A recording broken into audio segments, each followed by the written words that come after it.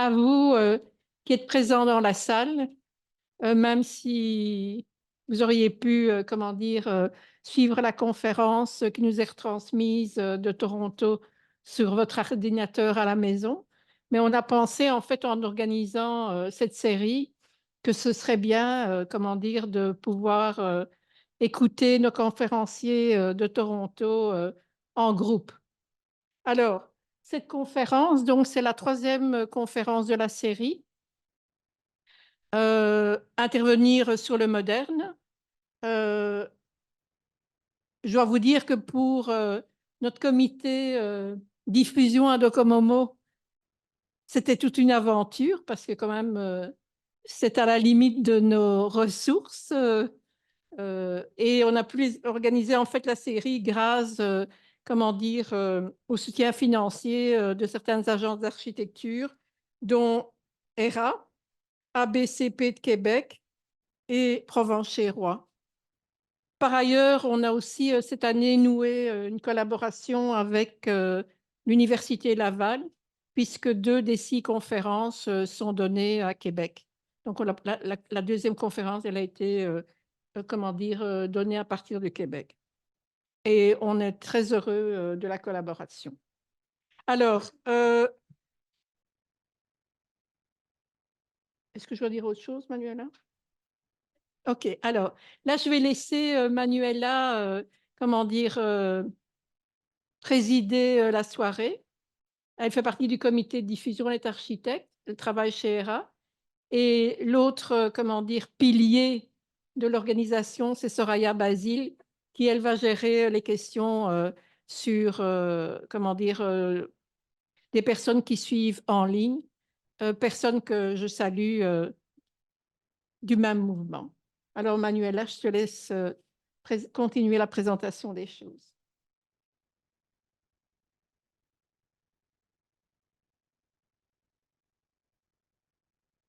So good evening, everyone here in the room and online. Thanks for joining us. This is the third conference of a series of 6, intervening on the modern. Tonight, conference existing buildings and existing communities, the retrofit of modern residential towers, is a lecture given by Graeme Stewart and Rui Felix from ERA Architects. And I will introduce them briefly. So Graeme Stewart is an associate at ERA Architects and founding director of the Tower Renewal Partnership, a cross-sectoral collaborative supporting the decarbonization of Canada's existing affordable housing stock through research, policy, and action. Through these efforts, Graeme and his team have helped to kickstart deep retrofit in housing across Canada and has directly overseen the retrofit of over 1,500 units of housing in the Toronto region. Projects include the Ken Soble Tower, the first passive house certified retrofit of a high-rise residential building in North America. Graeme is a member of the Toronto Community Housing Design Review Panel and a regular lecturer in universities in Ontario and abroad. He is also the co-editor of Concrete Toronto, a guidebook to concrete architecture from the 50s to the 70s, and a recipient of the Jane Jacobs Prize for his ongoing work related to tower renewal. Our second lecturer is Rui Felix, associate as well at ERA Architects, a landscape architect and ISA certified arborist at ERA Architects.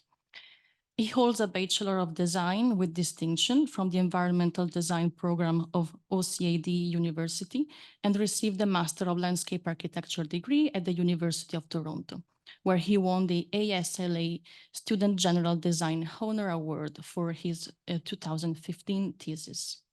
At ERA, Rui specializes in landscape revitalization and adaptive reuse of cultural heritage landscapes and post-war apartment neighborhoods, with a focus on community engagement, participatory design process, and low-impact development, with a record of projects that have been positively contributed to more resilient, healthy, and complete neighborhoods. Ruiz is a frequent contributor to the Center for Urban Growth and renewal researching and developing urban design best practices for the revitalization of post-war apartments tower sites. He has also led several other public realm improvement and city park projects, leading from initial feasibility assessment through the project execution. So I really thank you, Graeme and Rui, tonight for being here and offering us this lecture at Docomomo. And tonight, as you have seen, the theme is really so the backbone of rental housing in cities across Canada is legacy purpose-built rental apartment towers, and the bulk of which were constructed in the 60s and 70s. Design and planning during the modernist era, they characterize much of the urban and suburban landscapes. These apartments are home of hundreds of thousands of Canadians with lower and moderate incomes. They resulted from the targeted public policy, government incentives, and private initiatives that led to a massive investment in rental homes from the 60s through the mid-80s. As we tackle current challenges of the housing system, climate resilience, and meeting Canada's growth targets through expanded immigration, we must ensure that these legacy towers and their surrounding neighborhoods are resilient, affordable, and welcoming.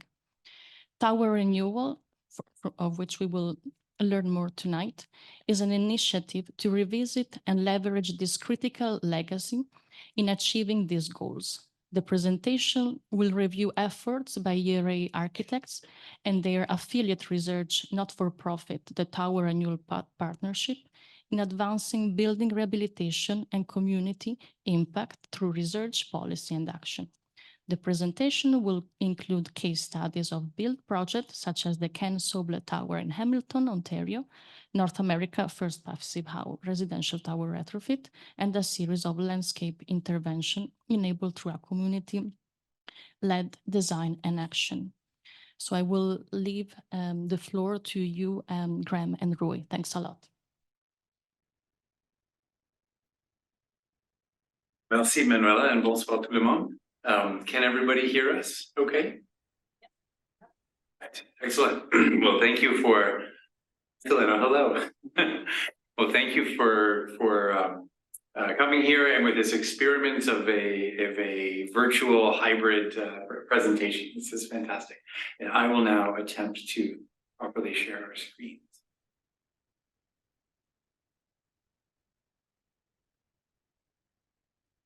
And confirming that everyone can see our screen. Excellent. Okay, and slides are changing? Thumbs up? Fantastic. So I'm Graeme, this is Rui, we're here tonight. Thank you again for the very kind invitation to present. It's a phenomenal initiative. We've been following it and long time observers of the fantastic work of Docomomo Québec. So we're going to be sharing a broader sort of story of research that we've been looking at for 15 years or so. And I'm going to focus initially on kind of the sort of the history around how did these towers come to be and what's their place in culture and some of our retrofit initiatives. And then Rui will describe a practice of community-based design that is really taken off from this work. And so what we look at through tower renewal, which is this broader initiative, is deep retrofit and resilient housing for complete communities. Looking at this legacy housing, which is so pervasive across Canada, and specifically a lot of our research is focused in the Toronto region, although we have worked with partners across country to do some analysis of how this stock works. And as a young architect, being trained, they would show images like this, and it was always highly negative. It was always a very charged image of modernism gone wrong and how we shouldn't build buildings like this. And a lot of this research is sort of questioning that. It's sort of saying, well, what were the original ideas behind it? How do these buildings come to be? And what is their place in a legacy of our cities moving forward, especially in the context of low impact, maintaining embedded carbon, etc. And so tower renewal or tower neighborhood renewal emerged from that research. Really a lot of on the ground of what's the lived reality and the real potential of these spaces, and sort of removing biases that certain people don't like the way a building looks is a pretty shallow start to engaging what is really important, what is the value of a place from the community perspective and a legacy perspective. And a lot of the photographs that we're showing here were taken by a colleague named Jesse Colin Jackson, who's photographed these buildings all over the world, but specifically in Toronto. And the goal is to show them in composed in their original glory, how they were sort of seen as these high points of modernism, albeit everyday modernism. But if you zoom in closely, and these are large format photographs, you begin to see the wear and tear. And he's had several, showings of these across North America. And another sort of piece about this, which is specifically unique to our looking at this in the Toronto context, is the fact that most of these towers are suburbanized. So this is a photograph of downtown Toronto taken from someone flying Porter Airlines, likely to Montreal. And noticing, yes, there's a lot of high-rise buildings in the center of Toronto, but there's a significantly larger extent of them on the outskirts. And so the question is, how did that come to be? That's a unique urban form as compared to typical North American cities like Chicago or Philadelphia or San Francisco or Houston or Atlanta or name your city. It's a form that's far more European in the notion of mixed suburbs and high-rise suburbs. And so these are some photographs from that era of different areas in the Toronto landscapes. And so a lot of our research initially started with asking the question, first documenting, and then asking the question, how did these neighborhoods come to be? And how do they sort of fit in the collective understanding of the city versus the sort of typical idea when people tend to think of Toronto, or certain Torontonians think of Toronto, they think of kind of Victorian streetscapes, whereas far more people live in modern landscapes. And in one of the sort of digging through the archives, one of the quotes that really sort of set this research off was from Buckminster Fuller. This is 1968, so clearly he was visiting Toronto, probably from having been in Montreal for Expo and the amount of time he spent there. And he says, in Toronto, an unusually large number of high-rise apartments poke above the flat landscape many miles from downtown. This is the type of high-density suburban development, far more progressive, able to deal with the future than the endless sprawl of the US. So this was sort of the departure point to say, how can we look at this statement and have it be true, both in terms of valuing these buildings and thinking of their future potential. So with that, part of the work really was analysis. So we worked with the whole University of Toronto and a series of graduate students and the province of Ontario, and went through a process literally of documenting. And this had not yet been done. So when we looked at planning maps of the city or the region, these buildings were invisible. It was as though they didn't exist. And so we went and identified each one. We're able to work with property data maps to be able to say how many units, how many stories, when was it built, and to our absolute astonishment, found that there were over 2,000 of these throughout the larger urban region. And this is what that map looks like. So this is the city of Toronto, this is Hamilton, Mississauga, etc. This is the broader region with the 2,000 buildings. And then across Canada, looking just more at StatScan data, this is sort of showing where high-rise buildings of all types are located throughout the country. And the ones in navy are the ones in question, the sort of 1950 to the early 1980s. And there are still, despite the amount of condos being built, across the country, more of these legacy towers than the towers that we've built since. So part of the reason this is so critical is, what is the future of these buildings? How do they continue to provide vital housing? And as Manuela said in the introduction, they perform a remarkably important role of providing affordable or relatively affordable housing in cities throughout the country. And they're at risk for two reasons. One is state of repair, as seen here with fires, electrical fires, aging infrastructure. These buildings can quickly go offline if there isn't enough rehabilitation. But the other is actually through sort of upfiltering and increased rents, where in the context of housing scarcity, what used to be affordable market rents are quickly becoming unaffordable market rents. So with both of these, the legacy of these towers need to be. And so tower renewal really looks at as a strategy that we've been through with our various partners is both to really value and to say, how can we bring these buildings into the 21st century, both in terms of the buildings and in terms of the broader community and landscape. The pillars that we look at, one is state of repair in the buildings themselves and the opportunity for deep retrofit. Part of it is the social and economic life in and around these buildings, and then broader neighborhood transformations, especially with new transit lines and other pieces for potential new growth. And this is sort of a happy image of all the exciting possibilities. Taking a step back, just sort of looking at some of the ideas. How did they arrive here? How was there this sort of radical departure from the historic city that really took off in the Toronto context? So this is sort of an important moment in the history of Toronto. In 1954, Metropolitan Toronto was formed, which is this white line, which really encompassed both all of the urban cities, many municipalities that were inside of it, but also a huge rural landscape. So essentially, it was a large planning body looking at a large territory. Don Mills, which is a planned modern suburb or satellite town, was built, started in this time, and the first leg of the subway. So a lot of things were happening. Also in this context was the idea of the CMHC model home and building bungalows and the sprawl that we sort of associate with that era. But what's interesting is that whereas a lot of bungalows were built, also a lot of tower blocks were built. And a lot of these tower blocks, so this is a photograph from Toronto, a lot of these tower blocks were built first on farmland. It went from farmland to highway. And one of the major influences really was English and a lot of expat modernists and the influence that was still present in Canada from sort of English thinking. So this is Rebuilding London Post-War, the 1946 Housing Manual. It was all about moving people from the bombed-out center of London into new satellite communities that were considered to be healthy, hygienic, all the wonderful things. And very quickly we start doing something quite similar.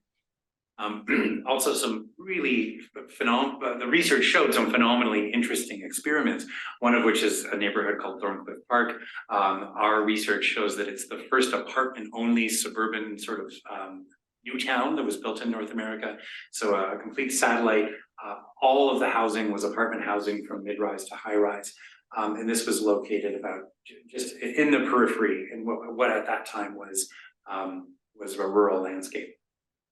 A lot of this was facilitated from people from Europe coming to Canada and bringing a whole series of ideas. This is one example is E.G. Faludi. He moved to Canada in the 30s, just as the war was starting, and he was instrumental in doing a lot of modern planning throughout the country, but specifically in the Toronto region. So here's his plan for Etobicoke, a suburb of Toronto, 1940.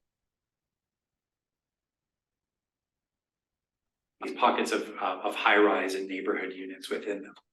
So at the same time, there was another sort of model of the growth of the city, which was a satellite city, the idea that there'd be a green belt and a whole series of satellite towns. And kind of what ended up happening was a mixture of the two. And then major influences at the same time, and this has sort of been my own travels and starting to really understand this way of thinking. What was the big idea? So this is an early one called Tapiola outside of Helsinki. This is from the early 1950s. And it really was the idea of building a bucolic modern landscape kind of in the forest. It really was this new way of living. And so this is a photograph. These are a photograph I took when I was trudging up a Baltic shield hillside. And this idea of these sort of, beautiful modern buildings in essentially like a Canadian forest, that was the idea. This was designed by Vera Ravel, who later came to Toronto and built Toronto City Hall, just total coincidence in this case. Another highly influential neighborhood, this is Vällingby in Stockholm from 1954. Is a suburban center. There was a metro station, was then sort of a town square, and then high-rise towers, and then sort of mid-rise, and then sort of villas on the outskirts surrounded by forest. There's a highly published as sort of a model community. 1956, very soon after that, Roehampton. This was built in London by the London County Council. Massive towers and slabs built in a royal forest with a sort of new modern town square. And then in 1958, 2 years later, is the master plan for Flemington Park in Toronto.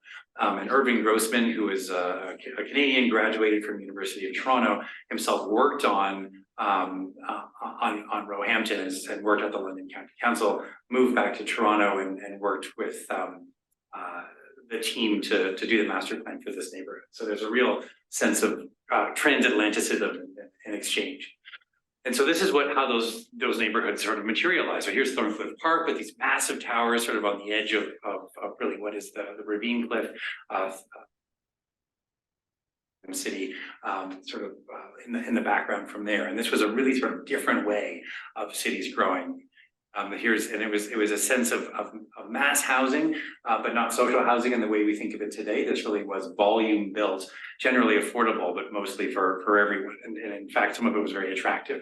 So here's a gentleman in his grand piano. This is like the Jetsons had arrived into a Victorian landscape.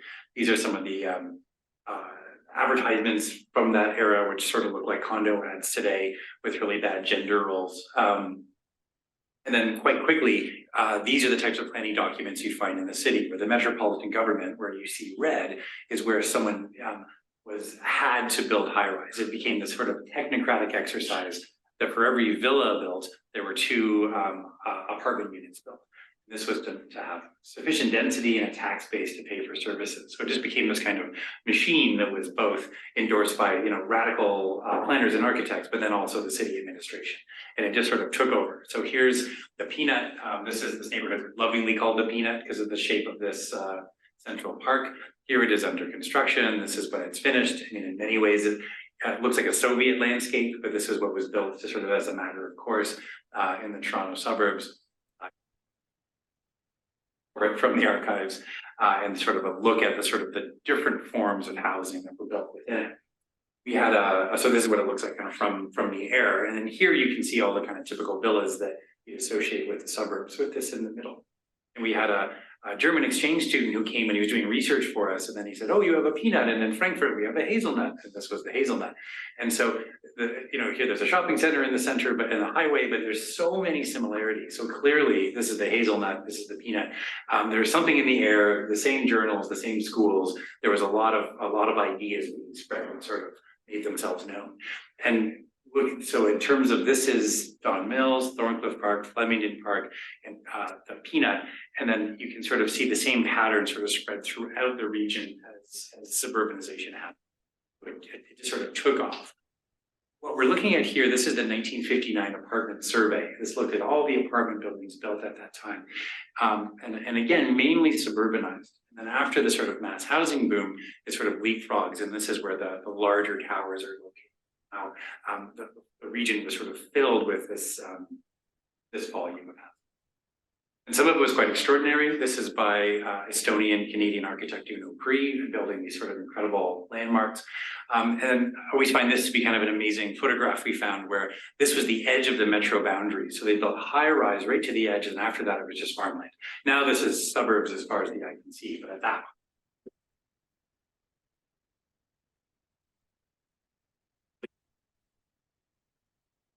So this is these buildings sort of along arterials. This is it within the ravine system, spectacular photographs of deer, and then what that sort of landscape looks like under construction.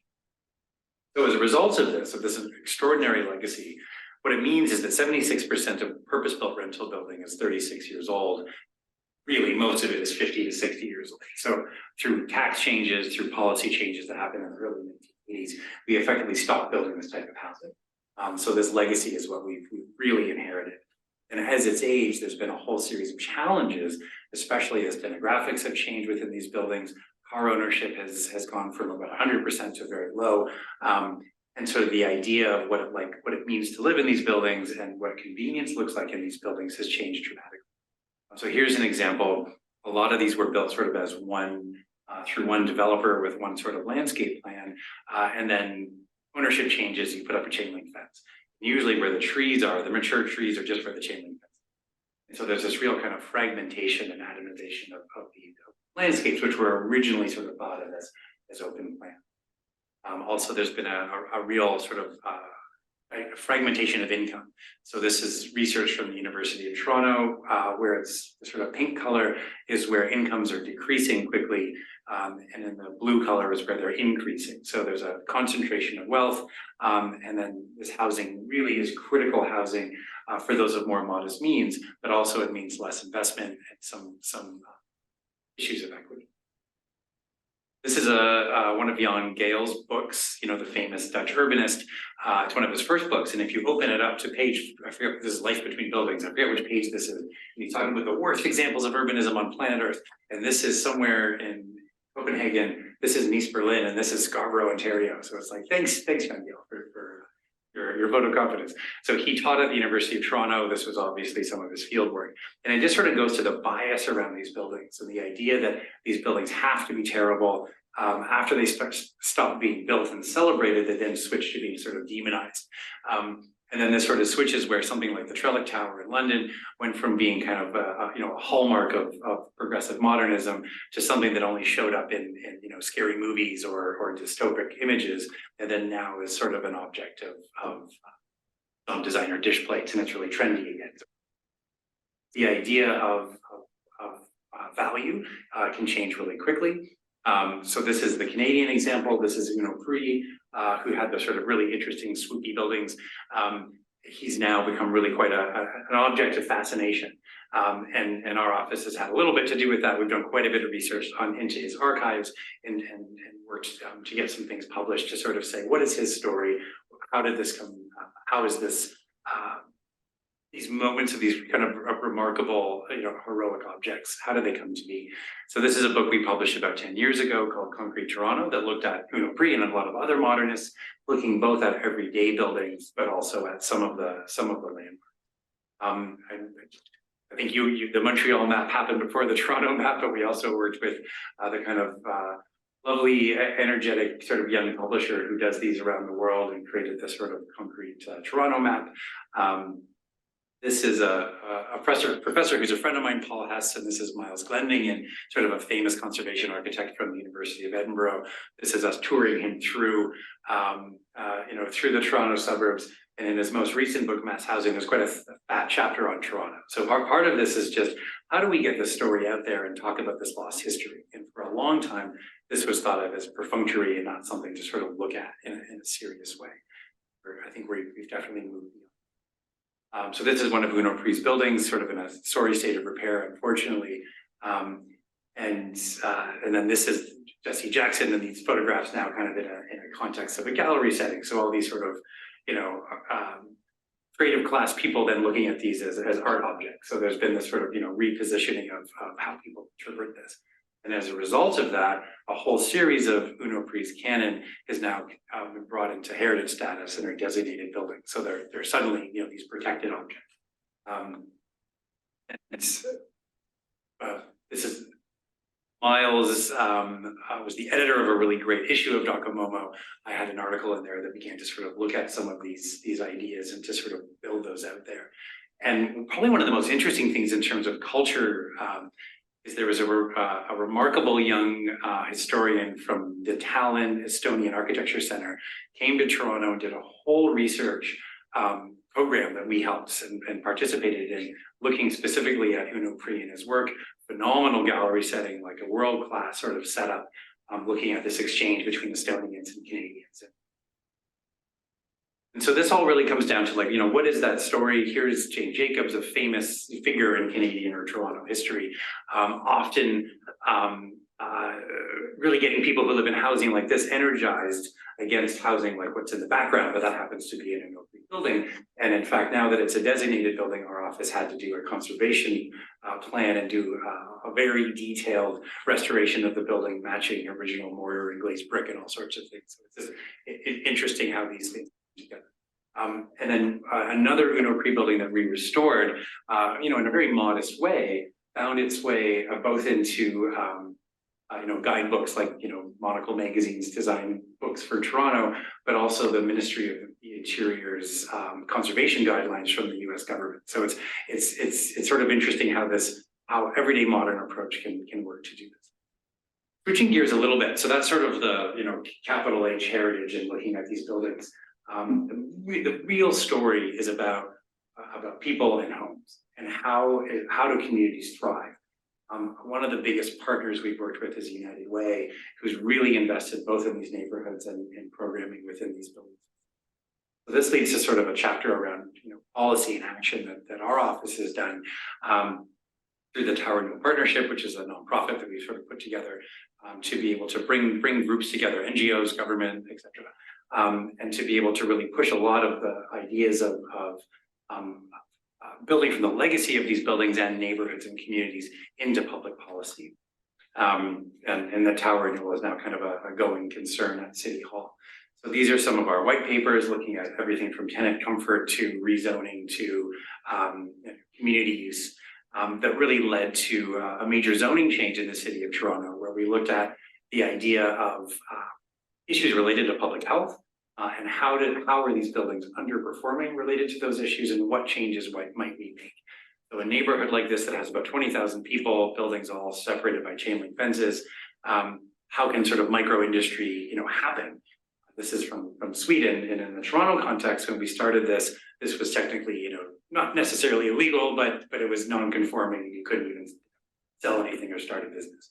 So we worked with both United Way, City Hall, and the chief planner or zoning officer at the city, and did a citywide rezoning of about 500 sites. What you see at the bottom are a lot of the micro initiatives that have emerged from this work. Another piece is the idea of housing. How do you add more housing to these sites? Sort of this is a before and after looking at a parking lot to something that could be much more interesting. And sort of the three legs of the stool around building retrofit, community impact, housing. And so from small initiatives to sort of permanent pop-ups, small infill to something a little bit more ambitious. And as a result of some of that work, these are the many hundreds of infills that have happened in Toronto. Some of them have been of high quality, some of lesser quality, a lot of it led by Toronto Community Housing, but there's sort of a sense of like, this is a location for growth. And then looking specifically at retrofits and decarbonization, the idea that the physical asset, these buildings are huge. A lot of them are 200, 300 unit buildings. They're like cruise ships, 50 years old. And they have a lot of really similar challenges: deteriorating envelopes, lack of insulation, inadequate ventilation, molds, et cetera, et cetera. So our office has developed a bit of an expertise in how do you go into and develop strategies to look at the best fit retrofits for these. And what we found through this is that the structure and the concrete is actually a quite good quality. Thankfully, there was a really good concrete industry that made sure that these buildings will last another 100 years. The pieces that are failing are the systems. It's the electrical systems, it's the mechanical systems, it's the windows, it's the things that can be. And when we're looking at this, we want to make sure that this is all really around tenant and a comfort first approach around thermal controls, ventilation, life safety, things like introducing sprinkling for fire safety. Most of these buildings currently don't have sprinklers. Of course, living through climate resilience. Thankfully, through some collective advocacy work, there's been a major investment in retrofit. Upwards of the National Housing Strategy had a pretty ambitious target of 200,000 units, and because of that funding, we were able to engage in some pretty interesting projects. A lot of it was working with partners, and actually one of our he's visiting Toronto. Paul Karakuzovic from London is a fantastic practice. Please look it up. But a lot of it was touring. What does best practice look like in Europe? How do we learn from what's already been done? There's such a wealth. There's a whole other presentation around best practice and tower retrofit and social housing in the European context. So we didn't have to reinvent anything. We had to apply it in our context that made sense. So I'm going to quickly show two projects.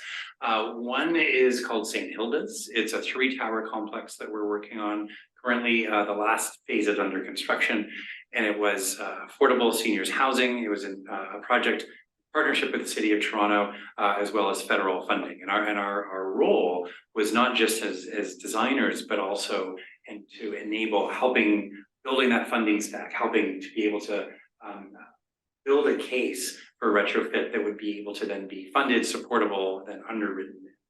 able to bring that forward and execute. This is what it looked like originally. It was actually very ambitious. It was sort of a church-led affordable housing project built in different phases.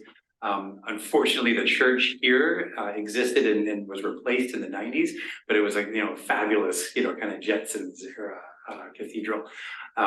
Our role in this was developing both the retrofit plan, but also the phasing plan. So the building was about a third empty, which meant that we were able to do the full retrofit with residents on campus, but by moving them from one tower to the next.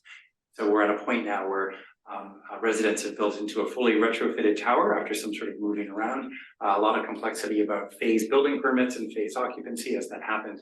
And the last phase is now under construction, almost complete, which will allow a whole new group of tenants to move in. This is what it's like when you enter. Terrible conditions. These flats couldn't be rented. They were sort of beyond repair. And so what we looked at is a full program of modernization that looked at decarbonization, health, changing buildings, changing units for accessibility, so fully accessible washrooms and doors, and deep decarbonization to electrify the building and the envelope. So here it is under construction. It's also a campus that has a huge amount of programming, health services, etc. So part of the next scheme is looking at where can there be actually some additions to take advantage of the fact that it's actually right next to a new metro station that's just going to be opening up in Toronto. And part of it is then looking at what's the next phase to really enhance this campus as a. And here we are with the board, who's very involved, and we were touring, during construction. Next project is the Ken Sobel Tower. This one's in Hamilton. This one was finished a few years ago. And it was really exciting to work on because the owner, it was the Hamilton Housing, a public housing authority. The CEO at the time was quite visionary. He came from a healthcare background. He inherited this portfolio of social housing.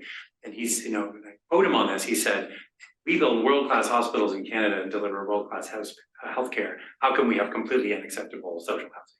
Took it upon himself to say we're going to modernize our existing stock to the best standard, and all of our new builds are going to be to the best standard. And it was felt by him and his team that was Passive House. And we won the bid to do the project, and we were totally pleased to take on the challenge of turning this older building into so Passive House is a German, very rigorous German standard of low energy, both low energy but also tenant comfort. So this is the building in 1967. It was a centennial project. It was the tallest, one of the tallest buildings in Hamilton, and certainly the tallest of social housing building. Built with a lot of optimism. And this is when it was under construction during the height of COVID. What you see here is us putting a new airtight barrier on the building, new triple glazed Passive House windows, etc.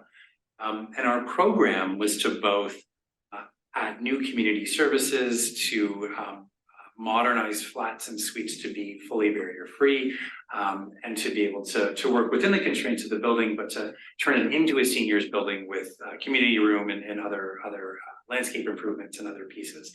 And this is sort of looking at that, very difficult to work in an existing building with concrete shear walls and rearrange things to make them fully barrier-free. But that was part of the brief, and it was part of the funding, and it was undertaken. And so what it resulted in was this level of disruption. What you're seeing here is new plumbing, new electrical. This is new ERVs, which are heat exchangers for low energy. New stud walls, because we had to take everything down to sort of rearrange everything. So the building was empty and could only be done in the case it was empty, because it was in such a state of disrepair. It provided the opportunity for this. Most of these buildings are occupied. That's a whole other issue of more strategic retrofits with residents. So this is what it looked like beforehand, filled with asbestos. Every system needed to be replaced. Leaky as a sieve, one of the most energy intensive buildings. Unbelievable the amount of natural gas that you needed you were heating out your space.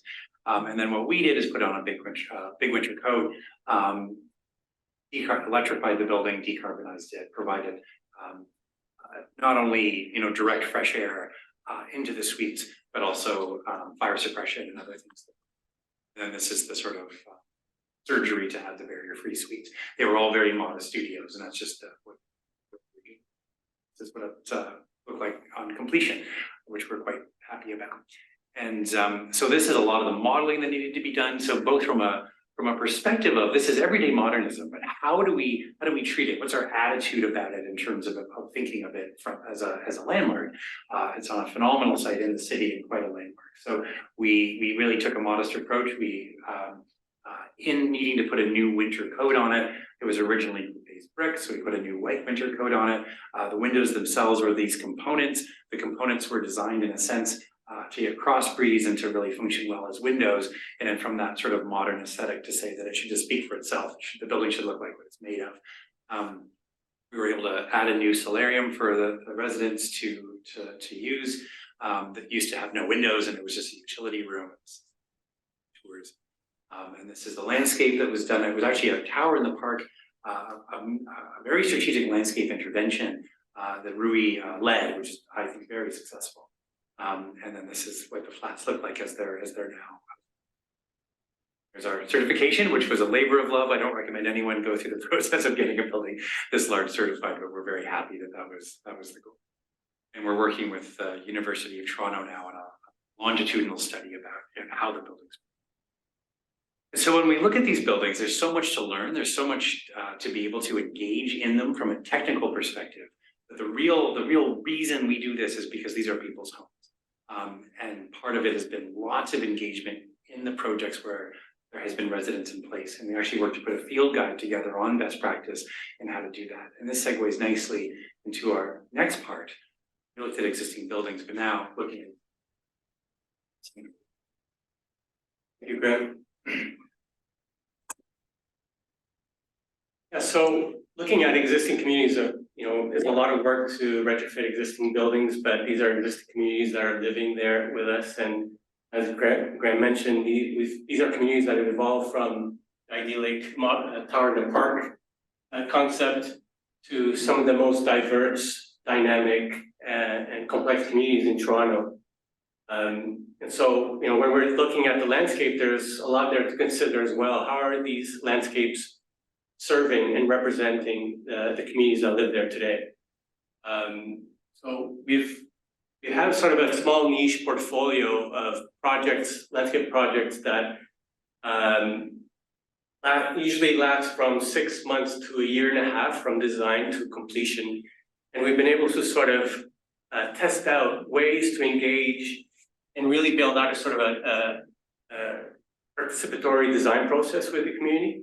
And so 5 of these projects have been done in partnership with MLSC, that's the Maple Leaf Sports and Entertainment Foundation, in retrofitting outdoor spaces or outdoor sports spaces up to modern standards. So a lot of the partners that MLSC partners with are housing authorities, so Toronto Housing Authority, Mississauga, London, and also Parks and Forestry and Recreation.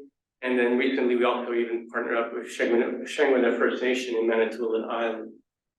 So this is just really looking at these spaces and how, maybe in modernist time that the pool or the tennis court would have been the thing to have that might not necessarily serve today's communities. Other projects that we've been doing and are currently doing is sort of temporary interventions.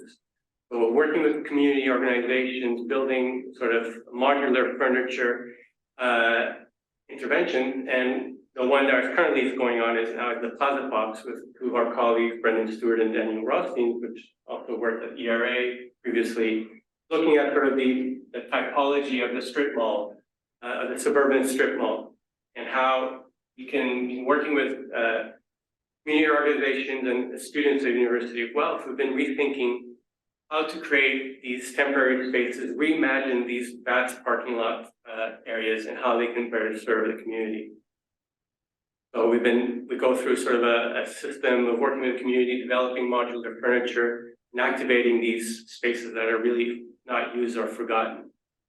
And then it becomes a space that the community really leads in sort of the programming it, and night programming, day programming, and it's been a really success. It's been going on about 3 years now.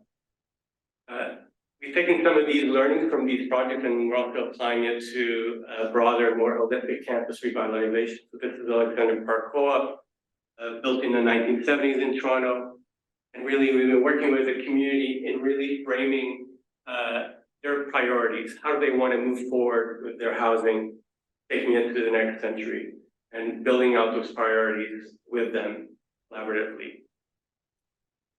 And so these are learnings we take from these landscape projects, and we are taking them and implementing them in broader ways. And some of the things we've learned, like when we go into these communities, is that we might consider ourselves adaptive reuse experts, but the adaptive reuse is ongoing and being led by the communities themselves as we speak. This is, for example, Alexander Park Co-op, a group of kids that created this garden space above the parking garage and growing vegetables and selling them at the market on the weekends at Kensington Market. Gordon Ridge Place, underutilized tennis courts that are transformed by the community themselves into productive landscapes. Underutilized lawns with apiaries that the residents themselves operate and then end up selling the product, and it was quite popular in the office when we were working there. And then there's also communities that are advocating. They're not only just building things on the ground, but they're advocating and getting involved politically.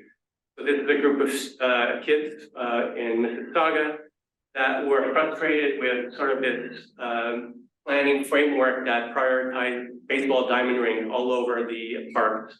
And they're like, how is this serving us? And so they got involved, they got partners involved, they got the MLSC, and transformed the parking lot on the left, what it is there on the right, and really done by them, bottom up.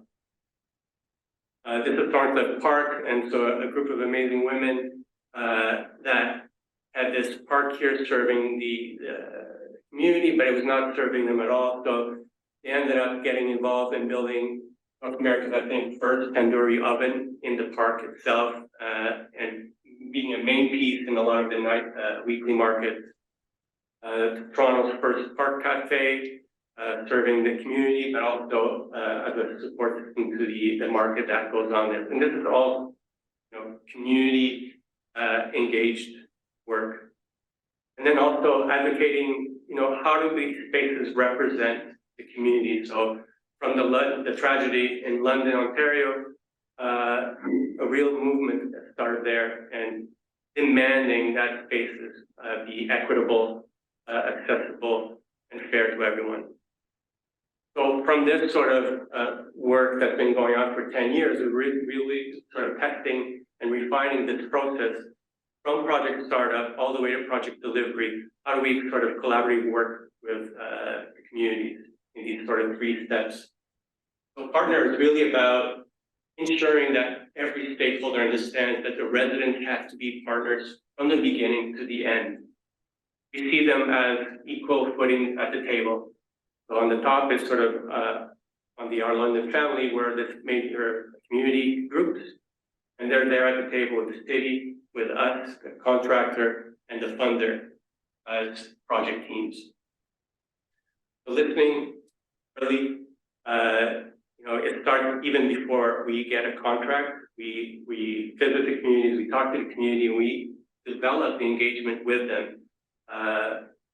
Sort of establish sort of the workshops that understand their priorities, sort of design layouts, talking to them about budget considerations, and then really getting involved in presenting to the larger community and giving them sort of a sense of ownership over the process.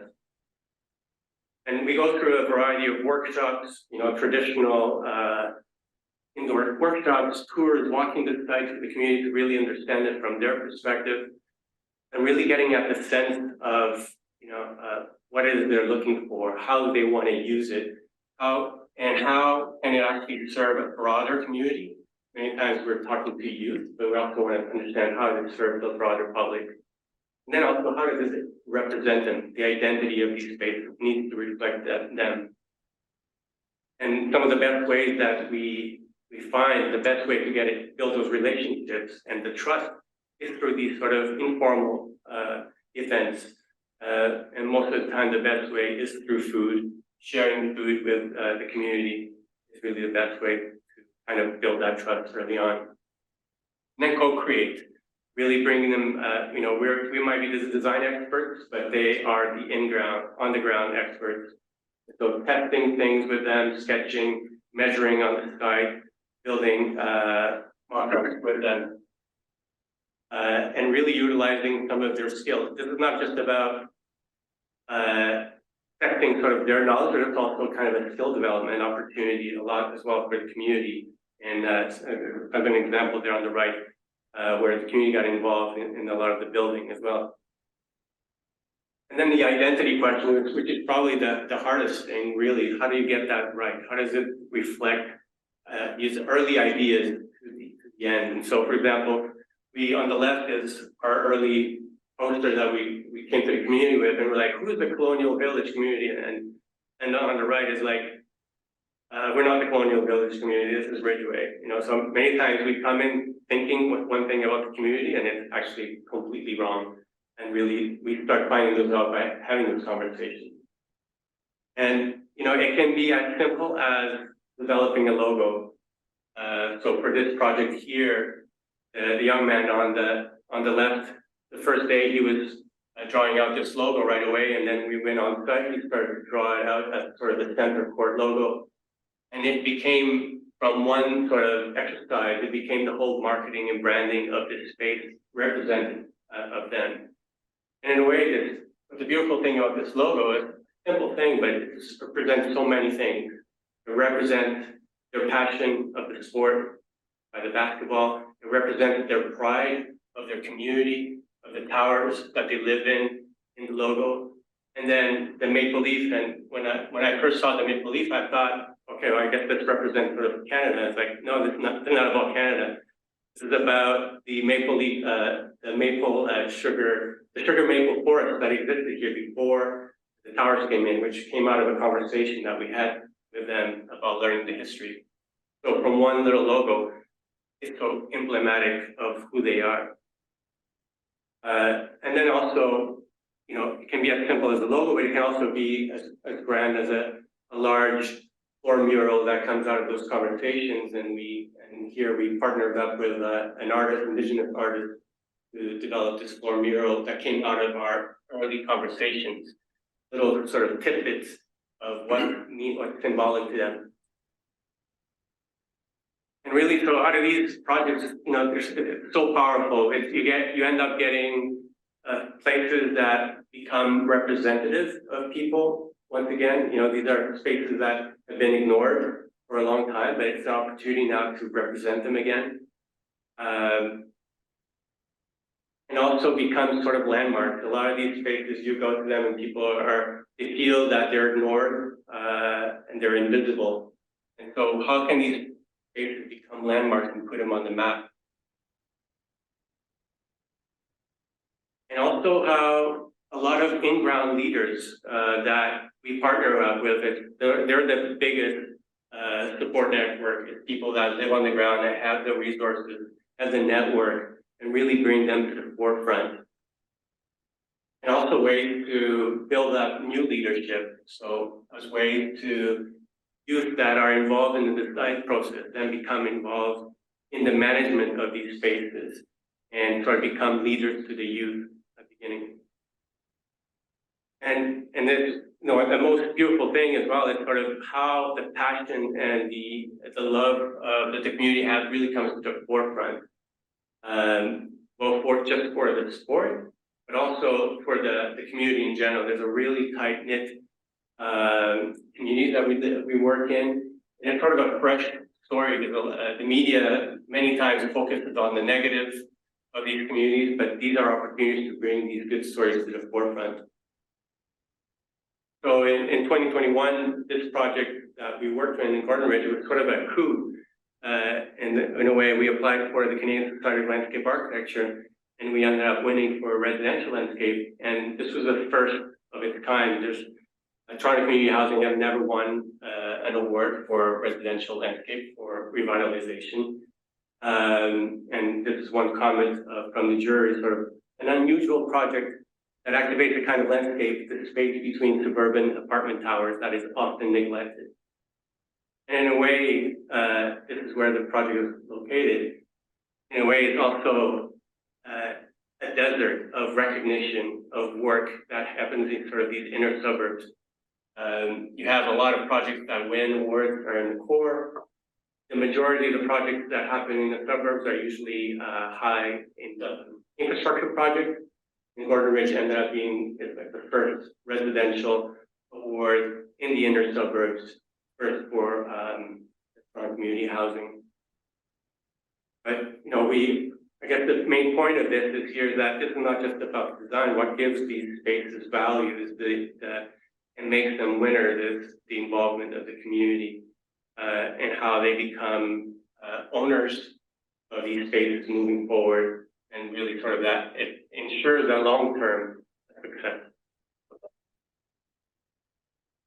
So that is that. Thank you very much, everyone. We hear you. We see you, class.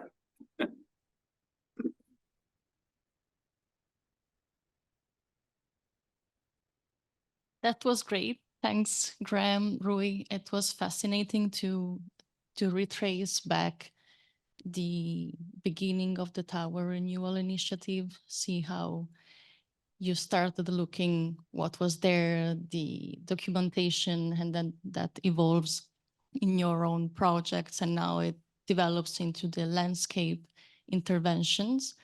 So it's really interesting. I wonder if there's any question in the room or in the on the Zoom chat. Est-ce qu'il y aurait des questions dans la salle qu'on peut passer à nos conférenciers? No?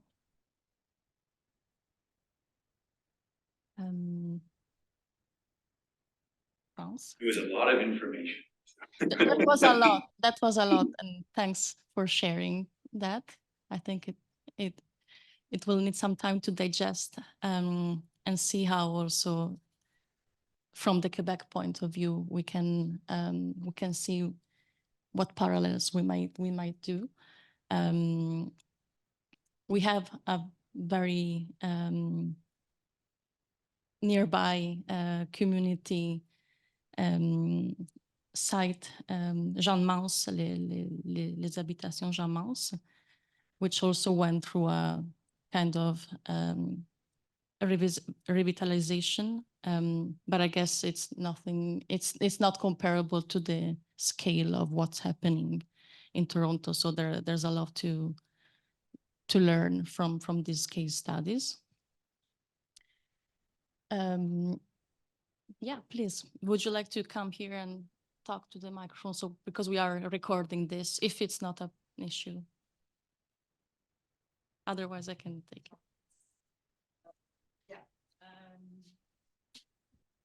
Where I look that way.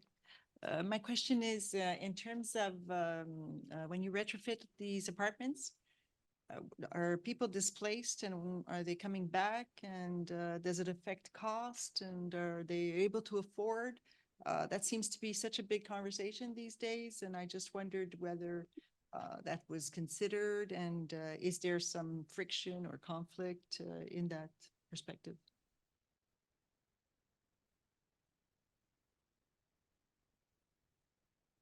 We presented, and most of the work that We didn't hear you from the beginning. If you could please start again your answer. Sure, yeah, of course. I just had great question, totally topical. The most of the work that we do and most of the work presented was all in nonprofit housing. And that really does simplify things because we're very concerned about affordability, and to be able to work with a nonprofit housing provider, really they're just looking to improve their building for the long term. And a lot of it is through federal funding. There's a lot of federal funding for housing retrofit, but really targeted at nonprofits. And that's what's enabled things like the Ken Sobel Tower, which is quite ambitious, because it was an experiment and it was a real investment in affordable housing. I think that absolutely there's a real a real challenge that in the private sector, if you improve something, it generally becomes more expensive. You know, the people that are the way that private owners pay for retrofits is through raising rents. You know, and for that reason, we've really focused on the nonprofit sector. And also, what's interesting is that the nonprofit sector has been the one who's been the most bold and the most innovative, and they're the ones actually doing this work really to renew things. In terms of the displacement, that's another very good question. The projects that we showed, especially the Ken Sobel Tower, were empty. Like when we got there, it was already empty. And the reason was it was in such a state of disrepair that people couldn't live in it. And they did all of the feasibilities to say, do we tear it down and rebuild? Do we sell it and build somewhere else? And what was really interesting from a conservation perspective is that it was the cheapest option was to do a retrofit. It was about half the price of tearing it down and building. So we were able to do, you know, a fully comprehensive, you know, $30 million retrofit on the building, but it was still significantly more economic than we're now. We've worked on a lot of other projects that are more modest, where people are in place. Most of the housing, you know, there's a housing shortage, so every unit is full. And that's where a lot of working with our European partners comes in, because it really comes into what is the best strategies and the best sort of kit of parts to be able to deliver, you know, low energy retrofits and housing improvement with residents in place. And it's sort of we're in design for one of those right now. So it's not easy. There's no way to do it without it being living through construction, and anyone knows living through construction is not fun, but there are absolutely ways to minimize impact through both the design and also choosing a construction partner that has sort of a customer service approach that really is also held accountable to minimizing disruption. So there's a whole conversation there. I'd love to have it. There's a lot of things to think through, but there's so much housing and there's so much retrofit work to do. There's a lot of innovation.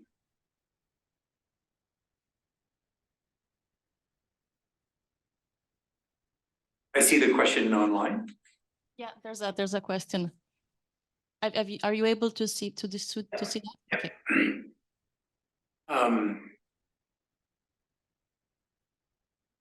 Yeah, so to answer the second question first, it's like, yes, in the projects we've worked on, they stay nonprofit and the rents are not related to the retrofit. So it's a great privilege to be able to work on affordable housing that's by an owner who will keep them affordable. In terms of the heritage and listing, it's so interesting because we showed that example of that Uno pre-building where they just had to undertake some perfunctory repairs, like the bricks were spalling and they had to fix the slab and do a few things. And because it was listed that we had to get involved as heritage architects, that actually opened up a whole opportunity, because in, you know, taking very seriously the repair and conservation, do a whole landscape strategy and a whole heritage interpretation strategy about talking about the history of the site and the history of that architect, that I think added a lot of richness and created a lot of community interest in something that for a lot of people was just, you know, kind of a weird apartment building, but they didn't know the whole story. But because a lot of the projects are everyday modern, they're sort of, you know, everyday modernism, not listed, but from that movement. I think our approach as conservation architects and retrofit architects is, I think we've all seen those projects where someone takes, you know, a mid-century slab and tries to turn it into something else. You know, you put like stucco on it to make it look like it's this other thing, and clearly that's never our response. It's to say that we would want to treat these buildings with the dignity that they would have if they were listed. And it's like, how do you approach them from a real first design principles and working from there?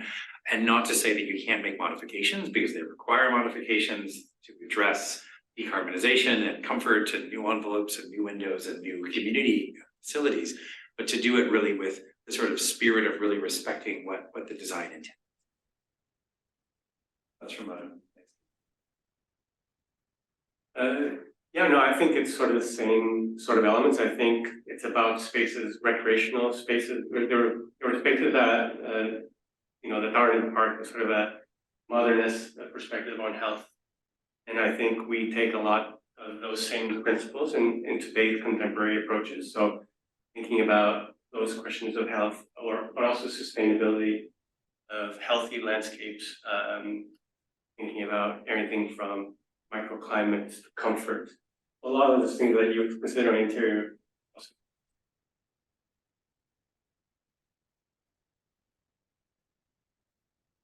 I don't have a question, but maybe just a comment. This is the third of our 6 lectures, and we have seen in this case as well how the concrete was in good conditions. And we have seen the first case study was a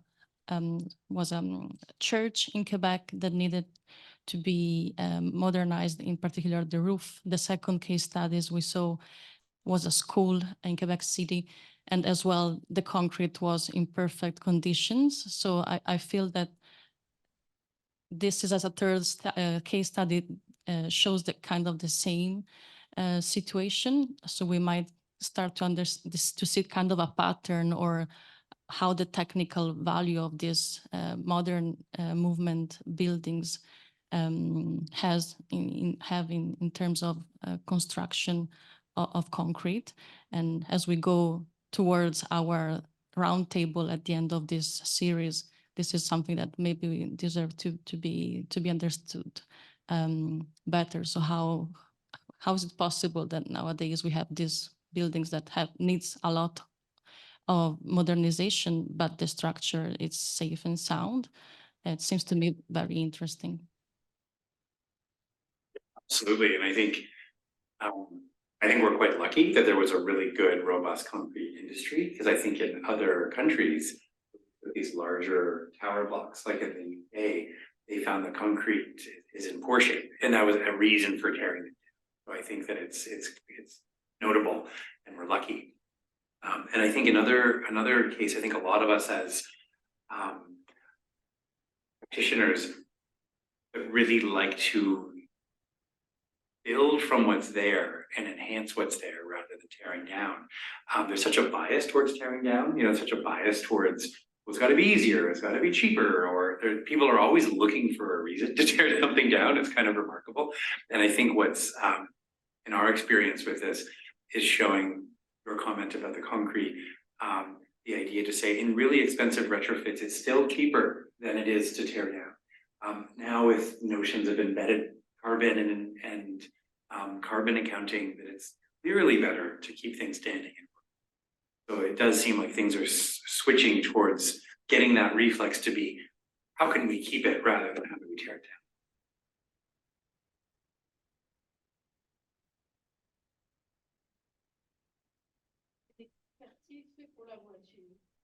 Les parkings ont été transformés en espace public. Qu'est-ce qu'ils ont fait? Comment les gens se déplacent? Où sont les voitures? So the question is about these neighborhoods were car-based or thought to be reached by car and lived by car. So nowadays we are seeing these parking lots being transformed and in these interstitial spaces being revitalized. And the question is how nowadays transportation works for this neighborhood, how it's changing that as well, in parallel to this, to the change that we have seen in architecture and landscape. I think there's certain corridors that have been identified by the city for major transportation upgrades. And it's also in tandem, the revitalization of the adjacent communities have been targeted. But predominantly, a lot of the communities are still have poor accessibility, and the car access is still critical. It's not as easy as in the downtown core, where you can propose to reduce parking.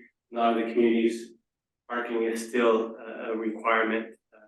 And something difficult to work with, but I think the city is moving forward into, it has to happen in tandem. Sort of the the infill and increased housing and transportation, those are two things that need to happen in tandem, and in select areas, they are happening. And I think another major thing is that some of the communities, even though it's so inconvenient to not have a car, a lot of people don't have cars because of income. So there a lot of the places that used to be huge parking lots aren't full. And so I think some of this has been rearranging it to say, well, if you only need this many parking spots really on a day-to-day basis, and a lot of people take the bus or other things, turning these really sort of impoverished landscapes of just unused car parking lots to transform them into something that the community really wants. But I think, you know, from this discussion, there's still a massive inequity where transit is poor and these incomes are low, so there aren't cars. And transit's been promised, but you know, it's decades off, right? So there are a lot of issues. And two of our projects, two of the landscape projects were new community court spaces that were built in parking lots. So parking numbers were reduced. There's also quite a thing to take on in terms of approvals. Not something that is quite easy, and so many times are hesitant in doing that. Yeah.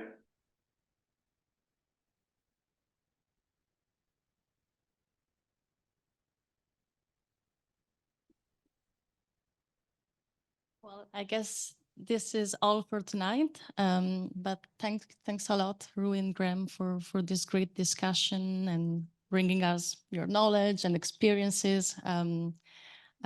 Je veux remercier aussi tout le monde qui est dans la salle, and I thanks everybody's in the room and online. And we'll say until the next time, that will be in February, our fourth conference. And enjoy the evening. Thank you all. Thank you, everyone. Bonsoir.